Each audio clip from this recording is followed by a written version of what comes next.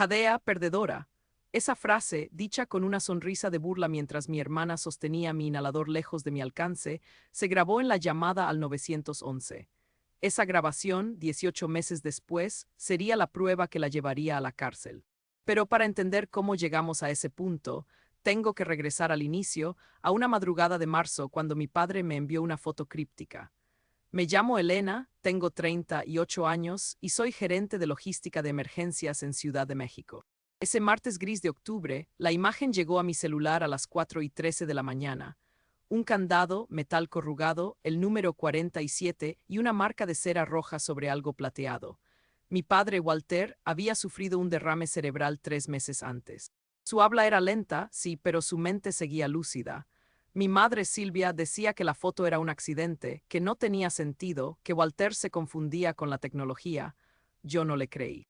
No después de toda una vida escuchando a mi madre justificar cada desastre que Bianca, mi hermana, provocaba, incluyendo el dinero de una recaudación de fondos que Bianca robó hace 11 años y sobre lo que yo guardé silencio a petición de mis padres. Ese silencio me costó mi antigua vida. Durante años, había construido una existencia a 3 horas al norte de mi familia, administrando la logística de emergencia, rastreando generadores y suministros médicos para una red de ayuda humanitaria. Una puerta de almacén y una foto enigmática no eran cosas que mi padre pudiera haber imaginado por sí mismo. No eran garabatos de un enfermo. Había un mensaje oculto. En los siguientes 40 minutos escuché cosas que cambiaron para siempre la forma en que veía a mi propia madre. Y lo que hice después terminaría rompiendo a mi familia. El olor a humedad y polvo me envolvía en el viejo armario de limpieza de la casa de mi infancia. Desde la rendija de la puerta, apenas visible, podía ver la sala. Mi corazón latía desbocado, como si intentara escapar de mi pecho. Escuchaba el murmullo de las voces de mi madre y mi hermana que resonaban en la madera del suelo de parqué. El crujido de los cojines del sofá me indicaba que se habían sentado. Un suspiro cansado de mi madre, Silvia, rompió el silencio, seguido por el tintineo de unos cubitos de hielo en un vaso. Luego, el golpe seco de una carpeta pesada sobre la mesa de centro. No era dinero, no era comida, no era ropa. Eran documentos. Y lo que decían cambiaría todo. Video Basligi, Jadea, perdedora, 911 seguía en la línea. Mi hermana me quitó el inhalador en medio de un ataque de asma, burlándose de mí. Video Asiclamasi. En una cena familiar que terminó en el hospital, mi propia hermana me quitó el inhalador mientras tenía un ataque de asma, burlándose de mí. Lo que ella no sabía era que 911 ya estaba en la línea y mi familia tuvo que escuchar toda la verdad. Diana, momentos clave. 0000 la humillación en el cumpleaños de mi padre 0030 una puerta de almacén en un barrio de clase alta 01. 15 mi madre y mi hermana 02. 40 la vida que construí lejos de ellos 03. 00 el olor a humedad en el armario de limpieza 04. 10 los documentos sobre la mesa. 05:30 las llamadas perdidas y el sobre del banco 06. 45 el poder notarial 07. 20, para Navidad ya no se acordará de nada 08, 00 la trampa del anciano 09, 10 pasos para recuperar el dinero 10, 00 una llamada a servicios sociales 11, 20 el contraataque de mi hermana 12, 00 la confrontación final. 13:15 mi padre habla 14, 00 el precio del silencio almohadilla historias reales, almohadilla venganza, almohadilla traición familiar, almohadilla herencia, almohadilla historias de la vida thumbnail prompts. 1. Close up of a woman's face 30s40s, with the eyes and covering her mouth in shock tears wedging up, in a dimly lit cluttered closet realistic photograph natural, trueto life colors soft evendailig. Clear and way exposed, shallow depth of field candidly stile photography, calme veridae mod ordinary real people in real interiors, no text, no letters, no watermark, not an illustration, not a 3 de render, not a cartón, not, horror, not a triller poster, no heavy shadows, no dark vignette. 2.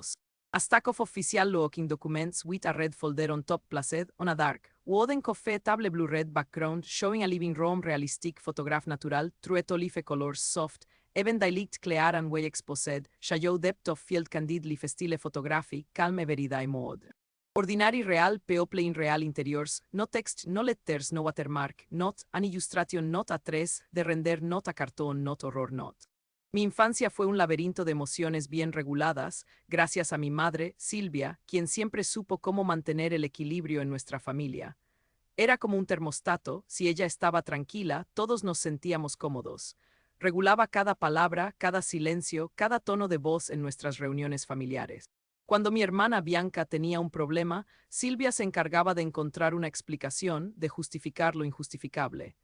Así fue desde que éramos pequeñas. Si Bianca rompía algo, mi madre decía que fue un accidente, pero si yo lo hacía, era un error grave. Esa dinámica era lo normal para nosotras. Tengo 38 años y trabajo como gerente de logística de emergencias en la Ciudad de México. Mi trabajo consiste en coordinar el envío de ayuda a zonas de desastre, verificando cada paso, cada detalle. Un error puede significar una vida perdida, así de simple. Eso me ha enseñado a ser cautelosa con las irregularidades, con los números que no cuadran, con las explicaciones demasiado convenientes. Por eso, cuando el proyecto de Bianca, una fundación que supuestamente ayudaba a familias vulnerables, empezó a mostrar debilidades, mi instinto se activó. No fue algo que sucedió de la noche a la mañana, sino una suma de pequeñas señales que al principio ignoré. Como aquella vez que mi padre, Walter, me llamó balbuceando, tratando de decir algo sobre el aire y Bianca, pero mi madre interrumpió la llamada, diciendo que estaba confundido por la edad. O cuando una carta del banco de mi padre fue redirigida a la dirección de Bianca sin que nadie me avisara. Quise pensar que fue un error, una confusión. Después, en una consulta con la abogada familiar, cuando pregunté por el estado de las propiedades de mi padre, me negaron la información por protección de datos. Es lógico, pero la forma en que lo dijeron, la prisa por cerrar el tema, me dejó una sensación de inquietud. Recuerdo que volví a casa y le platiqué a Silvia. Ella solo me dijo que no me preocupara, que todo estaba en orden y que no fuera tan desconfiada. Siempre quieres ver el problema donde no lo hay, Elena, me dijo, con esa voz dulce pero firme que usaba para zanjar discusiones. Pero eso no fue lo peor, y aún faltaba un detalle que yo no había visto. Mi madre siempre había sido una mujer que manejaba las emociones de nuestra familia, pero yo comenzaba a darme cuenta de que su forma de hacerlo podría no ser tan saludable. Mi corazón latía rápido, mis manos estaban frías y mi mente estaba llena de dudas. ¿Estaba mi familia en peligro? ¿Debía confiar en mi instinto y enfrentar la verdad, o debía callar y preservar la armonía familiar? ¿Debía proteger a mi familia a toda costa, o debía buscar la verdad, aunque eso significara dañar a los que amo? Yo tenía 9 años la primera vez que entendí cómo funcionaba la lealtad de mi madre. Bianca había dibujado en la pared de la sala, con crayones de cera. Mi madre me pidió que dijera que fui yo. Solo di que fuiste tú, Elena. Bianca es más pequeña, no entiende. A ti te perdonarán rápido. Y yo lo hice, aunque me castigaron sin televisión por una semana. En ese momento sentí que era por proteger a mi hermana, pero con los años comprendí que era por proteger la imagen que mi madre tenía de nosotras, de su familia perfecta. Las señales se acumulaban, pero yo misma las barría bajo la alfombra una por una. Pensaba, es mi familia, mi madre, mi hermana. No podía ser que algo tan turbio estuviera pasando a plena luz del día. Creí en su versión, en su inocencia, en la bondad que siempre me habían enseñado que debía prevalecer entre hermanos. Y esa es la parte que todavía no me perdono, el haber elegido el silencio cuando mi instinto gritaba. Mi respiración se volvió superficial, mi estómago se retorcía de ansiedad. ¿Cuántas veces nos convencemos de que no estamos equivocados solo para no ver la verdad que nos duele? Mi hermana me arrebató el inhalador en medio de mi ataque de asma, burlándose, jadea, perdedora. El 911 todavía estaba en la línea. Y en ese momento supe que nada volvería a ser igual. La entrega de los purificadores de agua para la comunidad de Red Hoyo resultó ser un fraude. Mi mente, entrenada como gerente de logística de emergencias, detectó la irregularidad de inmediato. El número de serie no coincidía con el modelo prometido para la subvención. Esto me generó una gran inquietud y me hizo cuestionar la transparencia de la operación, pero eso no fue lo peor. Desmond Cole, el coordinador de subvenciones, finalmente localizó la unidad 47, un depósito declarado como desborde de Clear Horizon, que solo se podía inspeccionar con 48 horas de aviso. Bianca, confiada en que no se encontraría nada, dio la bienvenida a la auditoría públicamente e incluso invitó a un reportero. Sin embargo, yo sabía que algo no estaba bien. El depósito estaba casi vacío, salvo por las marcas de las ruedas en el polvo y unas etiquetas de activos despegadas, lo que sugería que las paletas habían sido movidas justo después de que se enviara el aviso. Declaró victoria a la prensa antes de que la inspección terminara, pero yo no estaba convencida. Mi propio empleador, cauteloso de la disputa pública, me recusó formalmente de cualquier asunto relacionado con Red o Joe. En ese momento sentí una gran rabia y frustración, y mi corazón latía con fuerza. ¿Qué habría hecho en mi lugar? ¿Habrías aceptado el silencio para no complicar las cosas, o habrías seguido buscando la verdad a pesar de las consecuencias? Estas preguntas me atormentaban y me hacían cuestionar mi propia moralidad. ¿Debería priorizar la verdad y el bien común, o debería proteger a mi familia y a mí misma de las posibles consecuencias? Pero justo cuando pensaba que todo estaba perdido, el gerente de almacenamiento, Foster Lane, encontró un manifiesto de envío roto, encajado debajo de una paleta. El fragmento restante listaba un destino, el Hotel Alderbrook, y entonces, la tarde siguiente, los funcionarios del condado interceptaron 24 purificadores en el corredor de carga del hotel, justo antes de una boda. Debajo de las frescas pegatinas de Sorrel Events, 21 de los aparatos llevaban los números de serie exactos de la subvención y las marcas de cera roja del envío original de Clear Horizon. En ese momento, supe que la situación era grave. Bianca llegó con una abogada, Loretta Nash, y un acuerdo de reparto de ingresos de 6 velocidades con la firma de mi padre, Walter, autorizando 40 máquinas para alquiler privado. Una prueba de que él mismo había abierto la puerta a la estafa. Sentí un escalofrío recorrer mi espalda y mi respiración se volvió superficial. Me sentía como si estuviera viviendo una pesadilla. En el corredor del hotel, Bianca me dijo sin rodeos que si yo seguía presionando, la casa familiar, hipotecada como garantía para la expansión de su empresa, sería destruida. Y eso sería mi culpa, no la suya. A ti te tocará ver a mamá vivir en un departamento rentado, Elena, me espetó con una sonrisa amarga. Mis manos comenzaron a temblar y sentí una oleada de ira y tristeza. ¿Cómo podía alguien de mi propia sangre ser tan calculadora y cruel? Confronté a mi padre con el acuerdo, presionándolo demasiado, demasiado rápido, olvidando su condición hasta que su terapeuta del habla, Mara Delgado, me detuvo en seco. Su afasia afectaba el lenguaje, no el razonamiento, y yo lo estaba tratando como una pieza de evidencia en lugar de una persona. Tu padre no es un documento, Elena, me dijo Mara con voz firme. Cuando reduje la velocidad y le permití hablar a su propio ritmo, admitió todo. Había autorizado 40 máquinas para salvar la organización sin fines de lucro y las finanzas de la familia. Descubrió que Bianca lo había inflado a más de 100 y había entregado unidades de segunda mano de la familia. Ahora, décadas después, esa misma búsqueda de paz había abierto una puerta que mi hermana había aprovechado con una voracidad sin límites. La contadora de mis padres, Renata Blake, me llamó llorando. Bianca quería que firmara una declaración falsa, culpándola a ella de todo el esquema.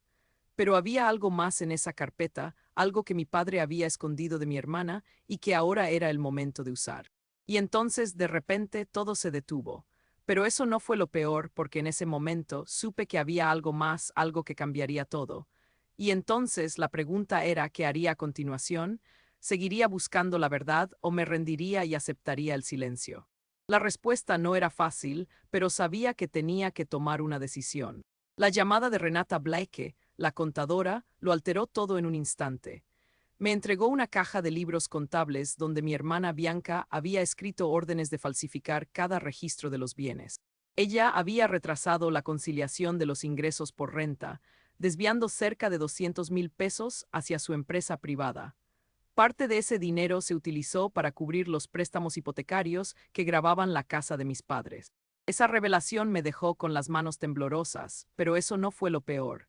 Yo soy Elena, tengo 38 años y soy gerente de logística de emergencias en la Ciudad de México. Mi experiencia en el seguimiento de inventarios y la gestión de crisis me permitió analizar minuciosamente cada hoja que Renata me había pasado. Un perito forense confirmó que la firma de Desmond Cole, nuestro coordinador de subvenciones, había sido copiada y pegada digitalmente en informes de distribución fraudulentos, todos vinculados a la cuenta de la oficina de Bianca. Sentía el sudor corriendo por la frente mientras leía esas pruebas. Mi madre, Silvia, intentó una última vez reescribir la historia familiar. Propuso una cronología que borraba su propia complicidad y la autorización inicial de mi padre, Walter, para proteger la casa a cualquier precio, sacrificando la verdad. Yo ya sabía que la verdad estaba en juego y la aceptaba. Perdonar o cortar los lazos con mi familia, denunciar o callar, rechacé su propuesta sin vacilar, pues no podía ignorar lo que había visto y escuchado. Le ofrecieron la misma decisión a mi padre y él eligió la divulgación completa. Escribió simplemente: la casa puede irse, la verdad se queda. Esa frase, escrita con la mano temblorosa, marcó una luz de esperanza en medio de la oscuridad que nos rodeaba. En la audiencia de emergencia de la Junta Directiva, celebrada en el mismo centro comunitario donde una vez me desplomé, expusimos el fraude en su totalidad. Las máquinas desviadas, las firmas falsificadas, los libros de contabilidad alterados por Renata y los purificadores de aire que Naomi Reyes, la madre de un beneficiario, nunca recibió, quedaron al descubierto. Mi padre testificó a través de su tablet, admitiendo que había firmado la primera mentira y la había ocultado por miedo, mientras sus dedos se apretaban contra el dispositivo. Luego, la Junta reprodujo un fragmento editado de mi llamada al 911. La voz de Bianca se escuchaba burlándose mientras yo suplicaba por mi inhalador y mi madre aseguraba a todos que los paramédicos ya venían. Un silencio pesado cayó sobre la sala, un silencio que ninguna hoja de cálculo había podido crear. No era solo fraude, era crueldad y una ausencia de humanidad que me dejó el pecho oprimido. La Junta votó 4-1 para destituir a Bianca de su puesto como directora ejecutiva, quitándole cada cuenta y acceso que había usado para construir su imagen. Esa noche, presa del pánico, Bianca envió un mensaje de texto a Foster Lane, supervisor del almacén, ordenándole retirar las pegatinas de la empresa de los purificadores restantes antes del amanecer y negar que alguna vez hubieran pertenecido a la organización benéfica. Esa orden violaba directamente la normativa de conservación que ya le habían entregado. Foster, sin cumplir la orden, reenvió el mensaje a los investigadores. Los camiones que transportaban el resto de las máquinas desviadas fueron rastreados por GPS hasta un granero alquilado y una sala de eventos vacía. Los agentes encontraron purificadores con las marcas de cera de mi padre raspadas, pero sus placas de serie permanecían intactas, y mi corazón latía con fuerza al ver la evidencia. Bianca intentó presionar a Renata por última vez con un mensaje de voz, amenazándola con culparla por completo del fraude si testificaba. Renata, sin dudar, reenvió ese mensaje a su propia abogada. ¿El miedo justifica el silencio? Yo creo que no. Más tarde, los investigadores recuperaron las imágenes originales y sin editar del día de mi ataque, guardadas automáticamente antes de que Bianca las cortara. Las imágenes mostraban cómo la grabación se detuvo a mitad, escuchándose claramente mi respiración entrecortada. Y aún faltaba un detalle que yo no había visto. En esas imágenes apareció una sombra que cambiaría para siempre la forma en que percibía a mi familia. Coloqué el informe forense sobre la mesa, seguido de la transcripción de las llamadas al 9011, de las transferencias bancarias que desembocaban en la cuenta personal de Bianca y de las imágenes recuperadas de la cámara de seguridad. El aire en la sala se volvió denso, como si cada respiración pesara una tonelada. Pero eso no fue lo peor. Con la mano temblorosa, apoyé los documentos frente a los directivos, mientras mi padre Walter permanecía sentado a mi lado, con la espalda recta y la mirada fija. Bianca intentaba mantener su sonrisa de siempre, pero la máscara empezó a resquebrajarse bajo la luz del proyector. Sentía el sudor deslizarse por mi frente y las piernas temblaban ligeramente. La sombra que aparecía en la grabación pertenecía a mi madre, Silvia. La cámara mostraba cómo se acercaba a Bianca, le susurraba algo al oído y en ese instante, mi hermana le arrebató el inhalador que yo había dejado a un lado. No eran solo las manos de Bianca, era la aprobación silenciosa de mi madre y mi pecho se encogió al comprenderlo. Presenté con voz serena el informe de Mara Delgado, la terapeuta del habla, que certificaba la lucidez de mi padre Walter. Mostré los extractos bancarios que revelaban que Bianca había desviado más de 600,000 pesos de la organización en menos de un año, y el testimonio de Renata Blake, nuestra contadora, que confirmaba las instrucciones de Bianca para ocultar el desfalco. Cada hoja que dejaba sobre la mesa se convertía en un clavo que sellaba el ataúd de la mentira que mi hermana había construido. Cuando llegué al punto de la llamada al 9011, pulsé el botón de reproducción. Se escuchó mi respiración agitada, la voz de la operadora pidiendo que me devolvieran el inhalador y, a continuación, el silencio que precede a la tragedia. Justo antes de que los paramédicos entraran, se oyó la conversación entre mi madre y Bianca, seguida del estruendo del inhalador cayendo al suelo. Mi padre Walter se levantó despacio, sus ojos se clavaron primero en Bianca y luego en Silvia. Mi hija no hizo eso sola, dijo Walter, con una voz firme que no habíamos escuchado en meses. Mi esposa le dio la idea, me ordenó que la ignorara, que la dejara actuar. Pero no fui yo quien lo ejecutó, ni tampoco quien lo permitió. Por eso asumo mi parte de responsabilidad. Sabes que la traición familiar duele más que cualquier otra, debería perdonarse o cortar de raíz, denunciar o callar. La sala quedó inmóvil mientras la respuesta de Walter resonaba entre los presentes.